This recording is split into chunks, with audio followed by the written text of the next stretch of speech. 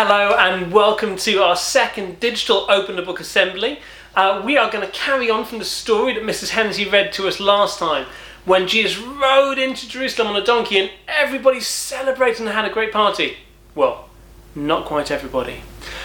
Just after that, Jesus went to spend some time with his friends and his family, and they had a big meal together. And we're going to pick our story up from there. Our story is called A Dreadful Day, a Happy Day. When Jesus and his friends had finished their goodbye meal, they walked to a garden to pray. That's where Jesus' enemies found him.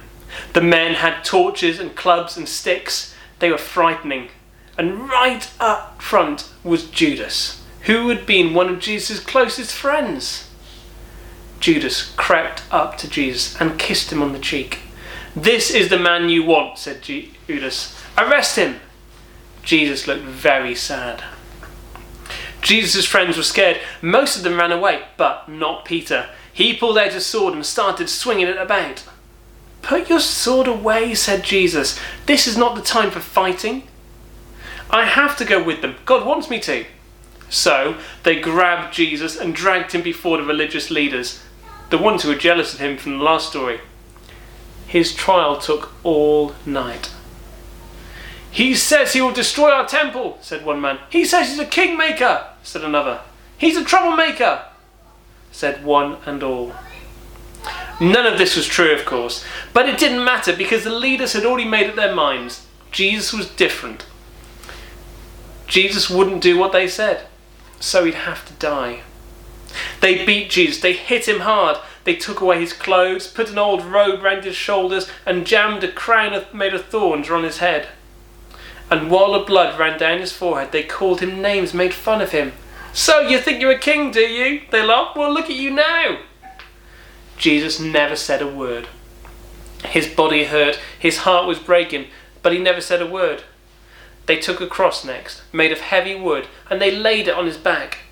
"Move along," they shouted, and they led him through the city. Some people cried when they saw him, others cheered, but all of them followed as he lugged that cross through the city gates and up a nearby hill. When they got to the top, they laid him on it and nailed him in.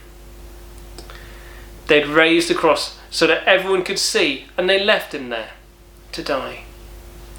A thief hanging next to him was afraid, but Jesus talked to him and helped him feel better. Jesus' mother was there too, standing in the crowd. So Jesus called to one of his friends, "Take care of her for me, will you, John? She's your mother now." But most of the faces in the crowd were not so kind. "You saved others," some people laughed. "Why didn't you save yourself?" Jesus knew why. It wasn't because his enemies had won. It was because God wanted him to be there, to take away all the bad things anyone had ever done. Soon the sky grew dark and the earth shook. It was as if God's own heart was breaking. And then it happened. "It's done," Jesus whispered. And in the sadness and the dark, he died. A happy day. It was very early, the birds were still in bed, and the sun had yet to open its bright eye on the world. The sky was grey and grainy, the air was cold, and 3 women walked slowly towards the graveyard. Jesus was buried there, and the women were coming to visit his grave. They talked in sad whispers, they cried, they held each other's hands. Jesus had been dead for 3 days, and they missed him so much. Just as they reached the graveyard, however, some surprising things happened. The ground began to shake, the air began to tremble, and quick as lightning, an angel flashed down from heaven and rolled the stone away from Jesus' tomb. Everything went quiet. The ground stopped moving, but the women shook with fear. "Don't be afraid," the angel said. "Come and see, the tomb's empty. Jesus is alive." Arm in arm, the women crept past the angel into the tomb. The sheets were still there. The sheets they'd wrapped his body in, but Jesus was gone. "Where is he?" asked the women. "What have you done with him?" "I told you," smiled the angel. "He's not dead anymore. He's come back to life and he wants you to tell all his friends." The women looked at each other. They didn't know whether to laugh or to cry. They could hardly believe it. That is, until they hurried out of the tomb and ran straight into Jesus. "Oh, Jesus," they cried, "it's true, you are alive." And they fell at his feet, amazed. "There's no need to be afraid anymore," he said. "God has made everything all right. But I have a job for you. I want you to tell the rest of my friends that I'm alive. Tell them I'll meet them on the seashore in Galilee, where all our adventures started."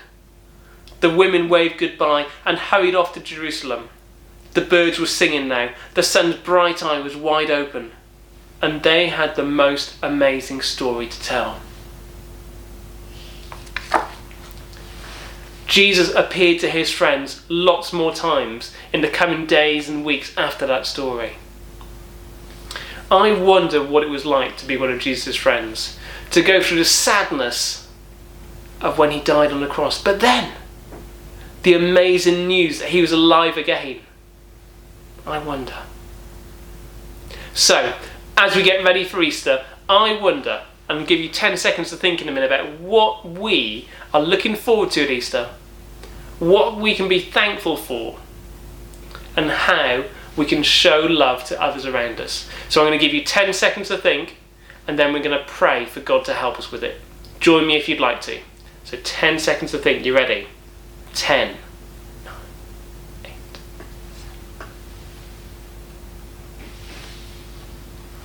3, 2, 1. Dear God, at this time, help us to love those around us. Help us to show your kindness and your love to them. Would you help us to be thankful for all that we have right now? Amen.